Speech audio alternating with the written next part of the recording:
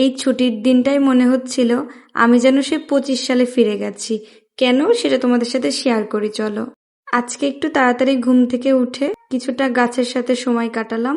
তারপর ব্রেকফাস্টের জন্য মজাদার একটা রেসিপি ট্রাই করেছিলাম, এটাও তোমাদের সাথে ইনশাল্লাহ খুব তাড়াতাড়ি শেয়ার করব। তারপর চলে গেলাম রান্না করতে। এখানে বেশি কিছু রান্না করিনি, জাস্ট আমি এখানে খাসির মাংস রান্না করেছিলাম। তারপর সন্ধ্যার দিকে একটু রেডি হয়ে নিলাম বাইরে যাওয়ার জন্য। আচ্ছা, এবার বলি যে কেন আমার 25 সালের কথা মনে পড়ে গেল।